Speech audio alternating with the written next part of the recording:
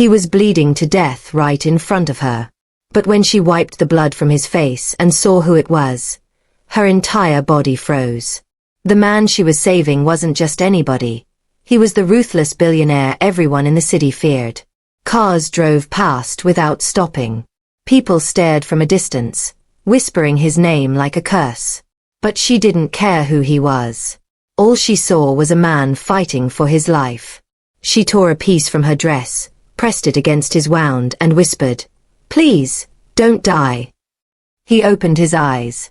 Cold, powerful, terrifying. For a second, she thought she saw hatred in them. Then pain. Then, something else.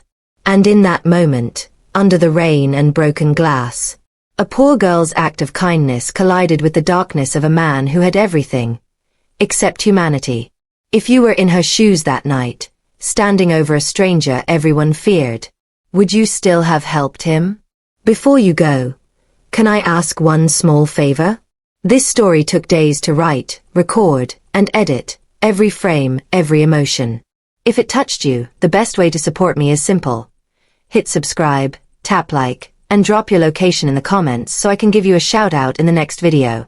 Today's shoutouts goes to Brittany Barthel from USA, Steve from Kenya and Elnora from Alexandria, Louisiana. Thank you all for being here. Your support means the world to me. Thunder rumbles across the sky like a warning. Rain hammers down on a dark, empty highway, each drop hitting the cracked asphalt with violence. Lightning flashes, revealing puddles that reflect broken streetlights and the skeletal remains of abandoned buildings. Wind howls through the emptiness, carrying with it the smell of wet concrete and decay. There are nights when the world holds its breath, nights when a single choice can rewrite two destinies forever. A young woman walks quickly along the roadside, clutching a thin jacket around her shoulders. Her clothes are worn, patched in places. Her shoes are soaked through, making wet sounds with each step. She's exhausted, the kind of bone-deep exhaustion that comes from working through the night.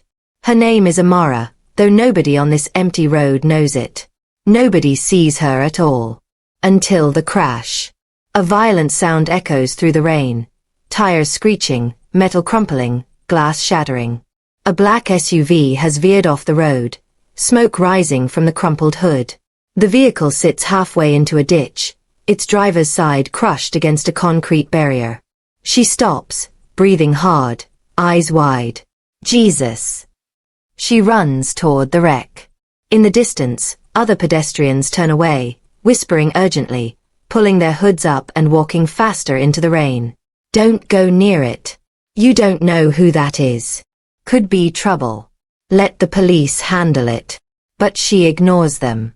She reaches the SUV, peering through the shattered window. Inside, a man in an expensive suit slumps against the steering wheel, blood streaming down his face from a gash on his forehead. His breathing is shallow, labored. Sir, can you hear me? She forces the door open with effort, her small frame straining against the warped metal. Rain pours into the car. She reaches for him, her hands shaking. Blood stains her fingers, warm and sticky. The man's eyes flutter open slightly, cold steel-gray eyes that seem to pierce through everything even in his weakened state. Even bleeding and broken, there's something commanding about him, something dangerous. She didn't know the man she was saving was the same billionaire everyone in the city whispered about. The same man who could destroy lives with a single phone call. She pulls off her headscarf and presses it against his bleeding wound. He groans, barely conscious. She struggles to pull him from the wreckage, his weight nearly crushing her. Rain and blood mix on the pavement. Sometimes the people we fear most are the ones who need saving. Lightning illuminates her face, exhausted, scared, but resolute. She won't leave him here to die. The abandoned clinic smells of dust and forgotten hope. Broken windows let in drafts of cold air.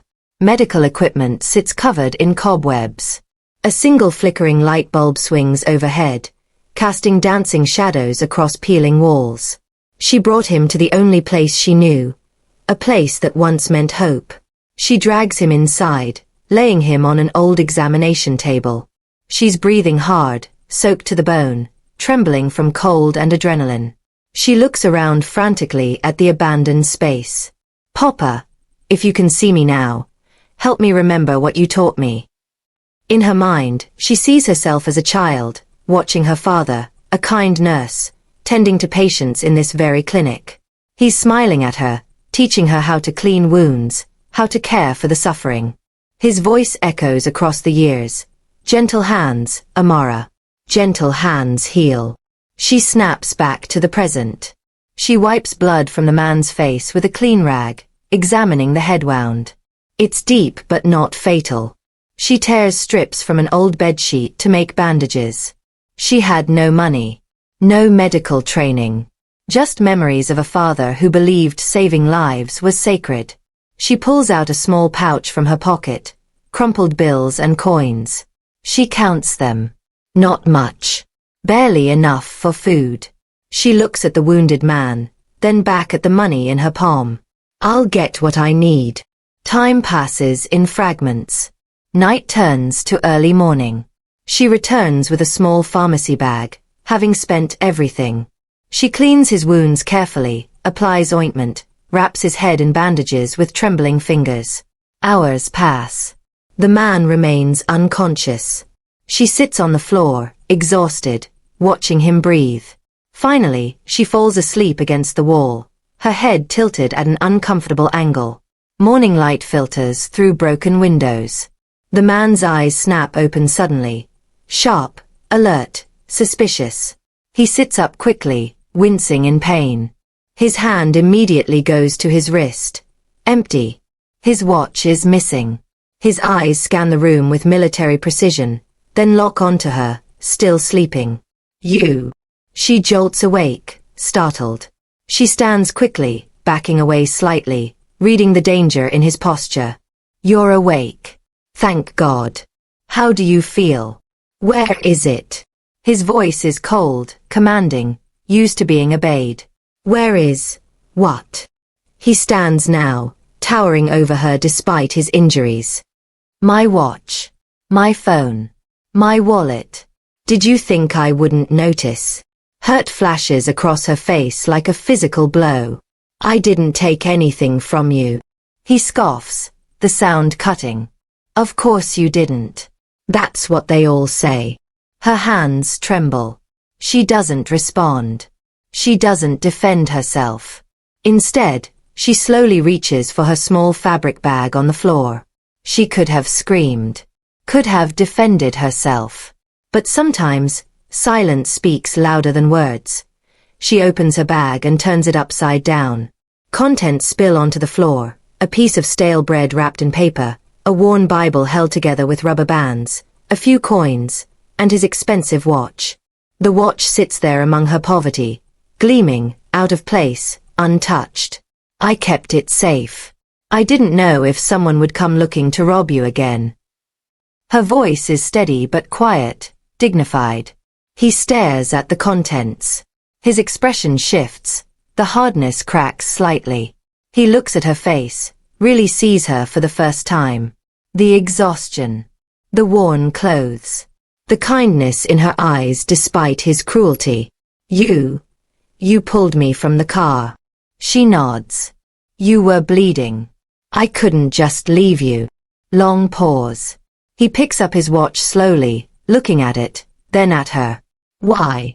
Because that's what people do. We help each other. He sits back down, overwhelmed. In his world, every smile has a price. Every gesture has a motive. But hers is different. Free. Given without expectation. Have you ever done something good and been misunderstood for it? What would you do if someone you helped insulted you? Late afternoon in the abandoned clinic. She's changing his bandages. He watches her hands work. Gentle, careful, precise. There's something meditative about her movements. A small radio on the window sill crackles to life. News broadcast cuts through the silence. Breaking news. Billionaire CEO Roland Kane remains missing after what police are calling a targeted attack on his convoy last night. Kane, known for his ruthless business tactics and controversial hospital acquisitions, has not been seen since. Her hands freeze mid-bandage. Her eyes widen. She looks at the radio, then slowly turns to look at him. His jaw tightens. He meets her gaze, cold, challenging, waiting to see what she'll do. Roland. Kane. The whisper barely makes it past her lips. And just like that, everything changed. Images flood her mind like a nightmare coming into focus. News clips she's seen over the years. Him in a boardroom, stone-faced, signing papers while protesters hold signs outside. Kane destroys communities. A news anchor's voice. Kane Corporation has shuttered 3 public hospitals this year, leaving thousands without care. An interview with a crying mother. My son died because they turned us away. No money, no treatment. That's Roland Kane's legacy. She steps back from him, her breath quickening. You're him. The man they talk about. The one who what? He cuts her off, voice cold. Runs a business? Makes difficult decisions? Don't believe everything you hear. Difficult decisions. Her voice trembles with emotion. People died. Families lost everything. Business is business. The world isn't a charity. She turns away from him, moving toward the door. Her hand reaches for the handle. She wanted to run. Every instinct screamed at her to leave this man to his fate. After all, hadn't he left so many to theirs? Her hand touches the door handle. She stops. Behind her, he groans in pain, shifting on the table. The sound is vulnerable, human. She closes her eyes, her hand still on the door. Internal struggle plays across her face. What would Papa do? She whispers to herself. Her father's voice echoes from childhood. Amara, my child, we don't choose who deserves our kindness. We give it because that's who we are, not who they are. She releases the door handle. She turns back around, wiping her eyes. Compassion isn't about the person in front of you. It's about the person you choose to be. She walks back to him, picks up the bandages, continues her work in silence. He watches her, genuinely confused. You know who I am now. Why are you still here? Because leaving you to die won't bring back the people you couldn't save. She doesn't look at him as she speaks. Silence. The weight of her words settles between them like a stone. Later that evening, she's cleaning up when she notices something. She lifts his shirt slightly to check a bandage on his torso. She freezes. Below his ribs, a bullet wound, partially healed but unmistakable. This wasn't from the crash. Her voice is tight. No, it wasn't. He looks away. Someone shot you. He pulls his shirt down. It was handled. The crash. It wasn't an accident. They tried to kill you. His silence confirms everything.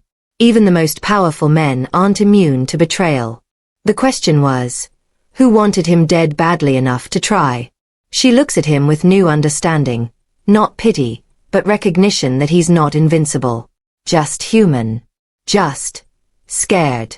Rain begins to fall again outside, tapping against the broken windows like fingers drumming impatiently. Night has fallen. The clinic is lit only by candlelight. The power's been out for hours. Rain patters against broken windows in a steady rhythm. She sits on the floor, eating a small piece of bread. He watches her from the table. You're not afraid of me. It's not quite a question. She looks up. Should I be? Most people are. You're hurt and alone in an abandoned building. Right now, you're just a man who needs help. He sits up slowly, wincing. He's weaker than he wants to admit. You're poor. It's not a question.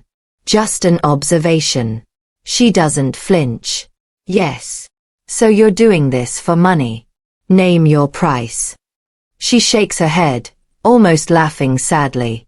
You think everything has a price. Everything does. Not everything. Silence. He studies her, genuinely trying to understand. Then why? Why help someone like me when you have nothing? She sets down her bread. She pulls her knees to her chest, staring at the candle flame. I work 2 jobs. One at a textile factory, one cleaning offices at night. 16 hours a day, 6 days a week. I make barely enough to feed my mother and myself. In her mind, she sees herself in a crowded factory, exhausted, fingers bleeding from the rough work. Then cleaning empty offices in the dark, her reflection in glass windows showing hollow eyes. My father was a nurse. Good man. Kind. He got sick 3 years ago, pneumonia that spread to his heart. She sees it all again. The hospital. Holding her father's hand as he lies in a bed, struggling to breathe. A doctor stands in the doorway, looking uncomfortable. I'm sorry. Without payment up front, we cannot continue treatment. Hospital policy. Her younger self, desperate. Please. Just a few more days. I'll get the money, I swear. The decision has been made. He died 2 days later. Her voice is steady, but there are tears in her eyes. Not because the medicine didn't exist. Not because doctors didn't know how to save him. He died. Because we couldn't pay. She looks at him now, directly. So you ask me why I help. Because I remember what it feels like to watch someone die when they could have been saved. And I won't be the person who walks away. Heavy silence fills the space between them. Which hospital? His voice is quieter than before. St. Michael's. East District. He closes his eyes. His jaw clenches. I bought that hospital 4 years ago. The words hang in the air like a death sentence. Of all the hospitals in all the cities, fate has a cruel sense of irony. What? Her voice breaks.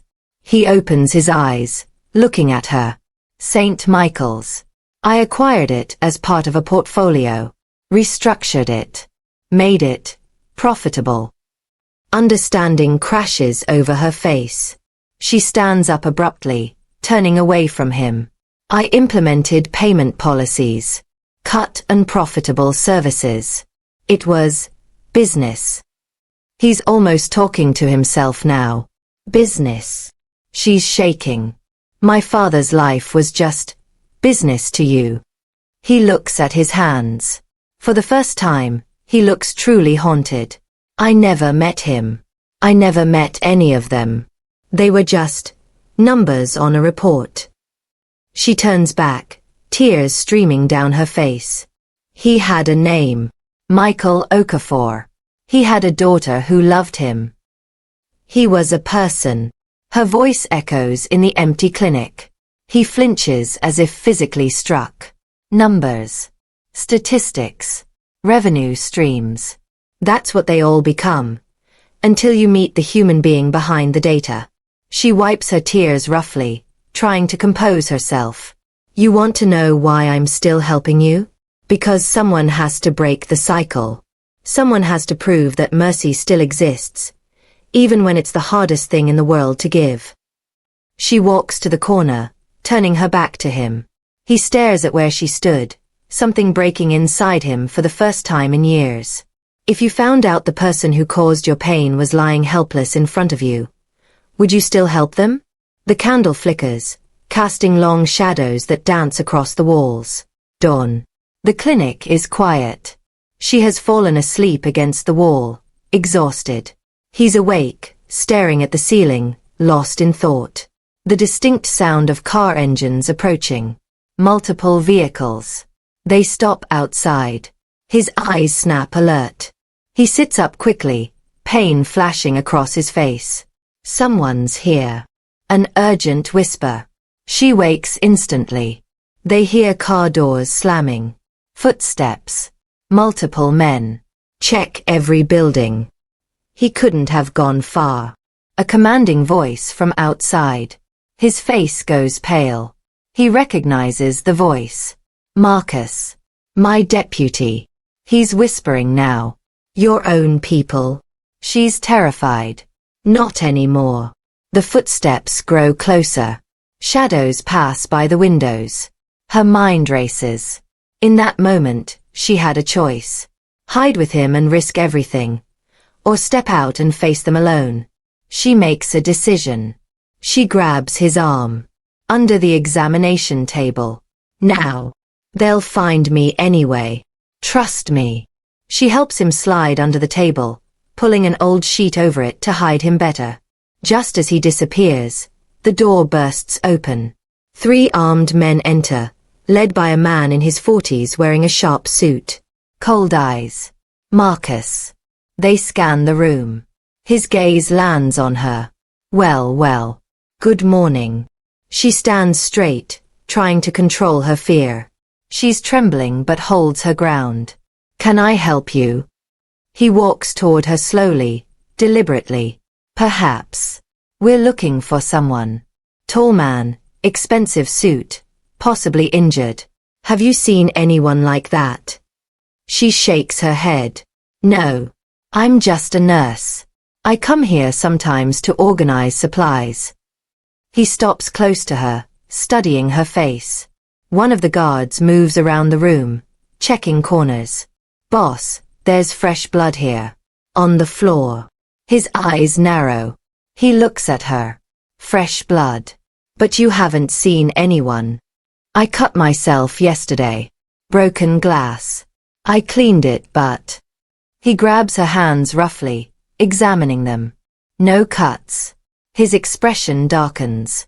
Lying to me is a very bad idea, young lady. He nods to one of the guards. The guard steps forward and slaps her hard across the face.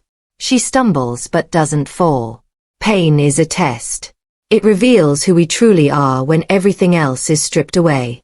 Under the table, his fists clench. His eyes burn with fury, but he's too weak to fight 3 armed men. He's forced to watch. Marcus leans in close to her. Let me be clear. The man we're looking for is worth nothing anymore. Dead or alive, he's finished. If you're hiding him, you're making a very dangerous mistake. She touches her bleeding lip, looks him in the eye. I'm not hiding anyone. You're protecting him. I don't know what you're talking about. He circles her slowly, like a predator. You know what I find interesting? People like you. Poor.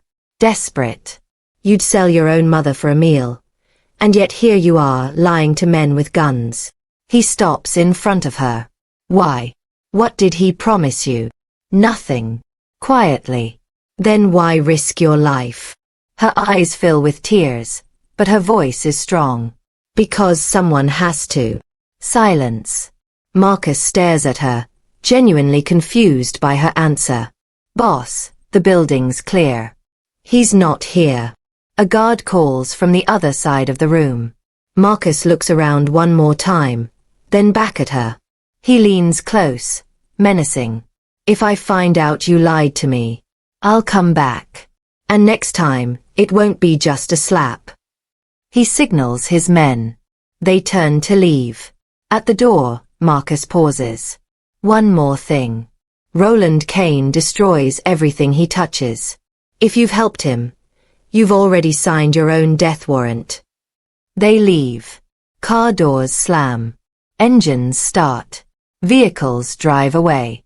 Long silence. She stands frozen, her whole body shaking now that the adrenaline is fading. He crawls out from under the table, grimacing in pain. He looks at her bleeding lip, her trembling hands. You didn't have to do that. His voice is raw. Yes, I did. She's turning to him, tears finally falling. They could have killed you. Then I would have died doing the right thing.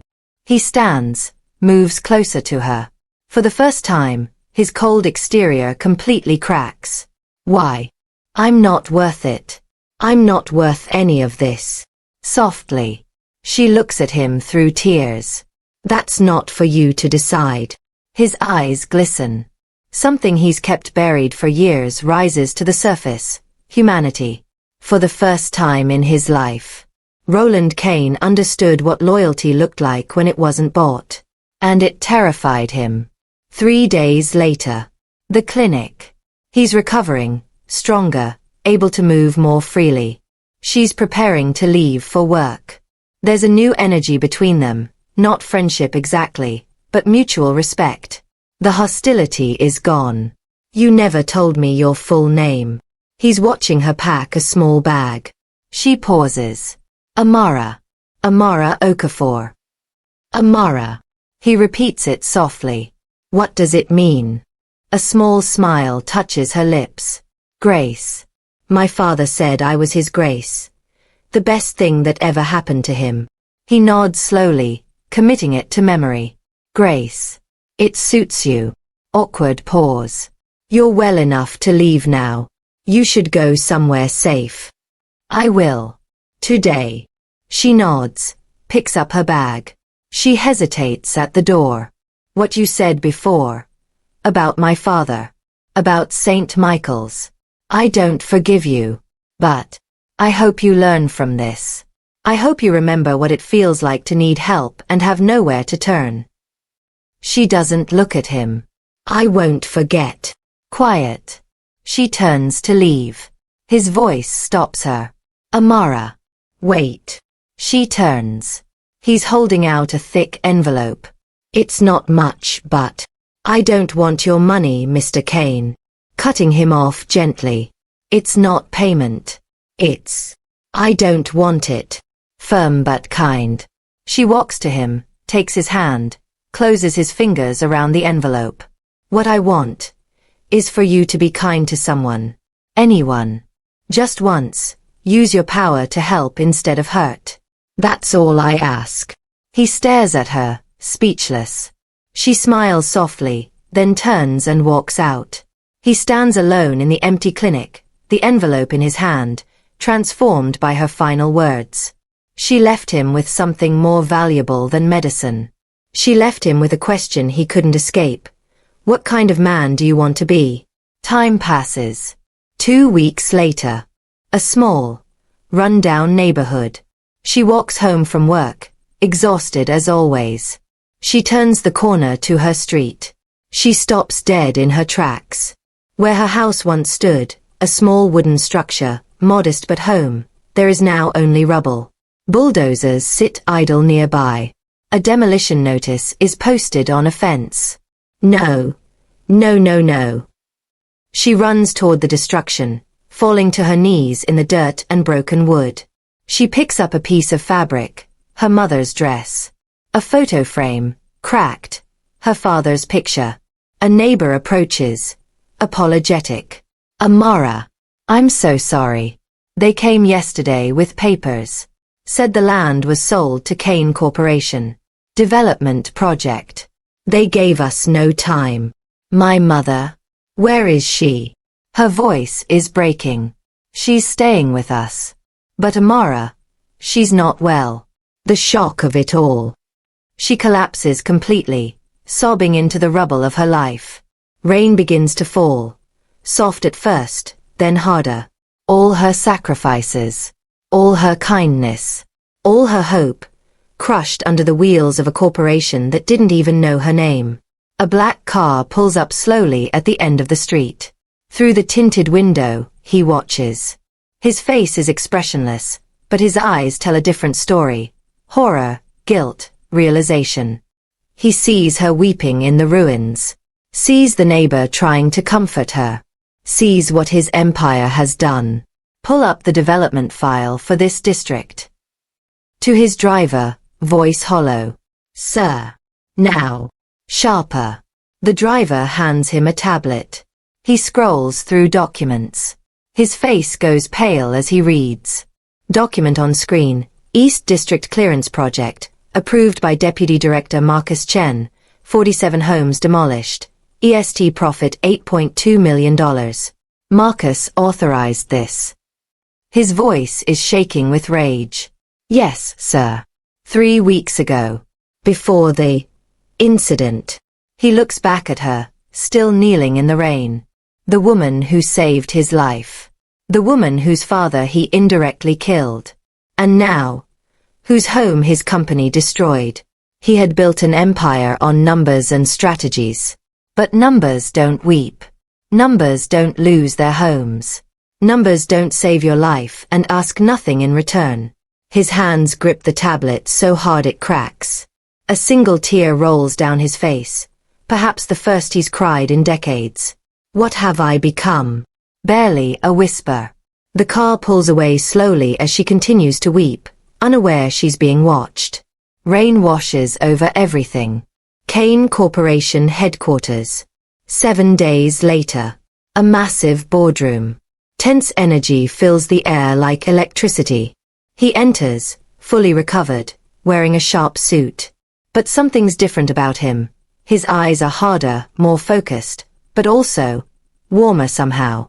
There's purpose in his stride. Around the table sit his executives, including Marcus, who looks confident, smug even. Marcus stands, false concern dripping from his voice. Roland, thank God you're safe. We've been searching everywhere. Sit down, Marcus. Cold. The room goes silent.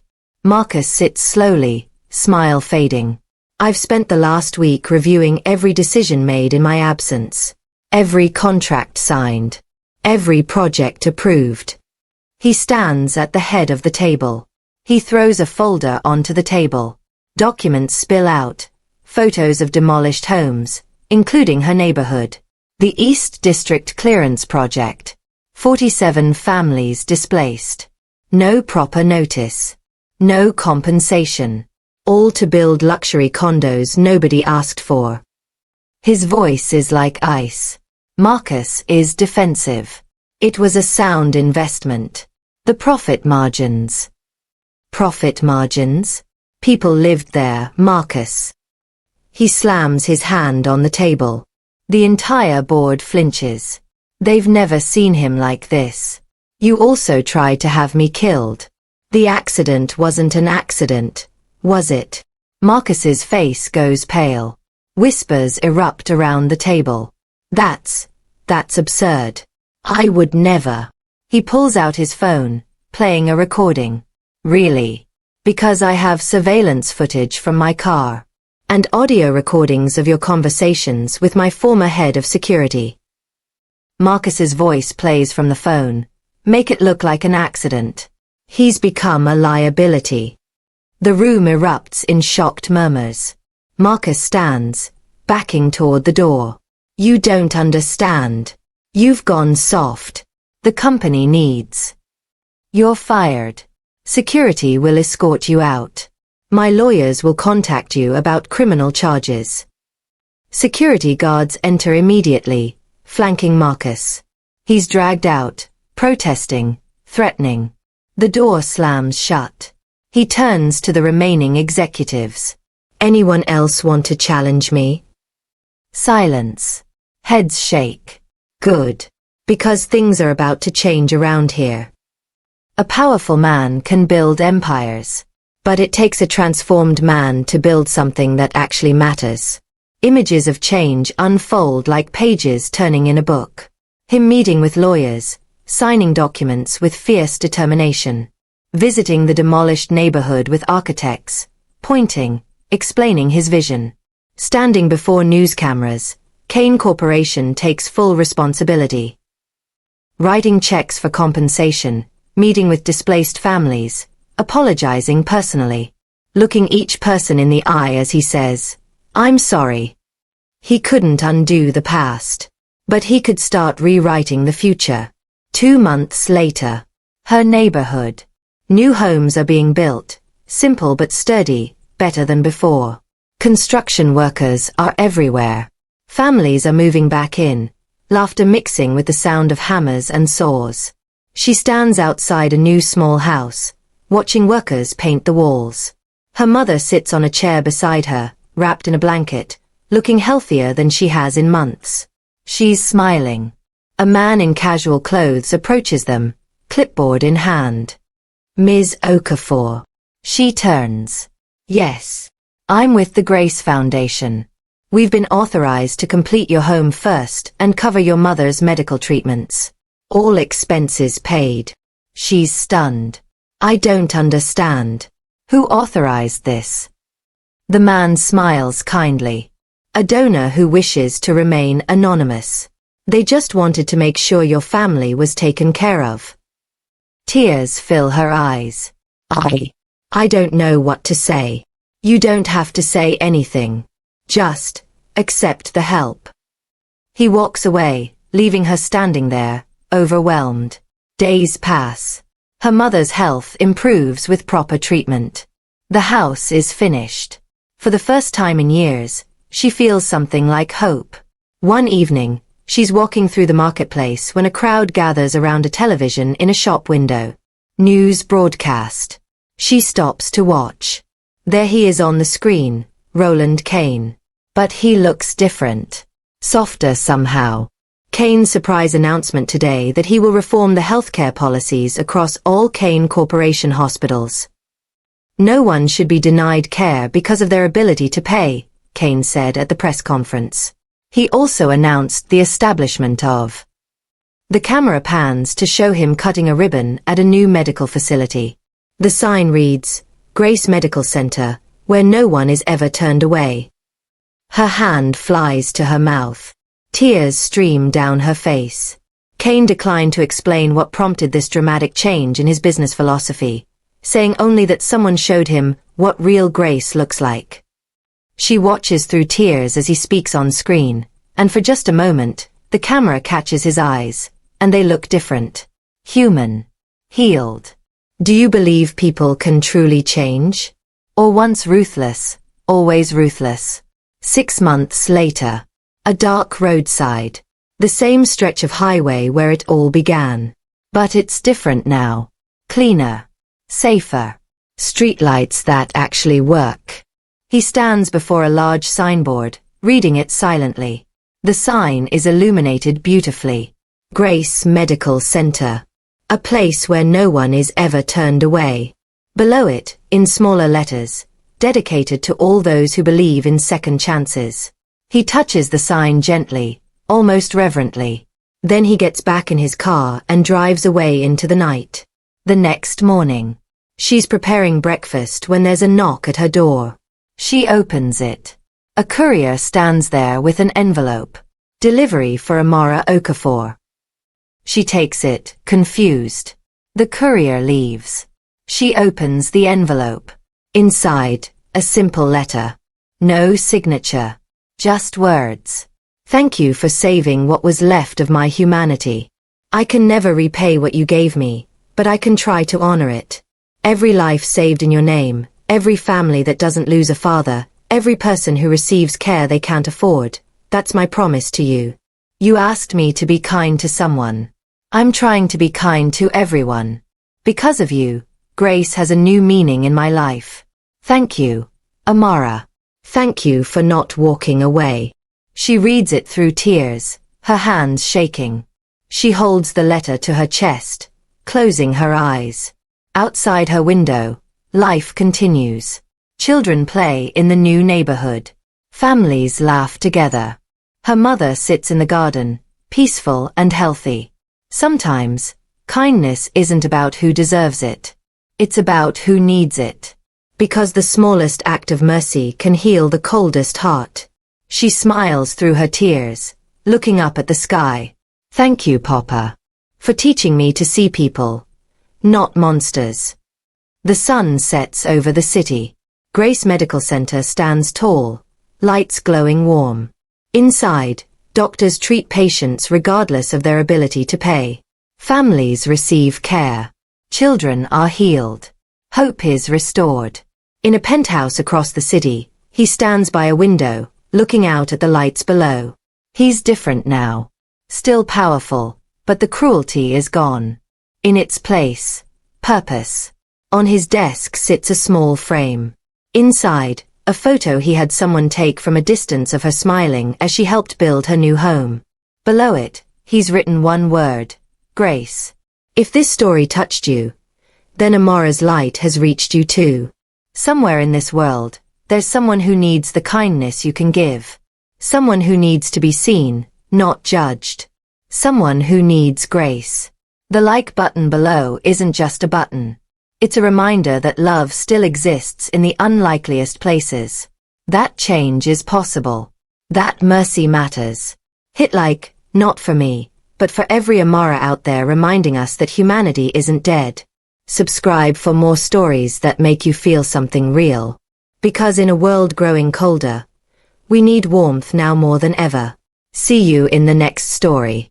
Until then, be someone's grace.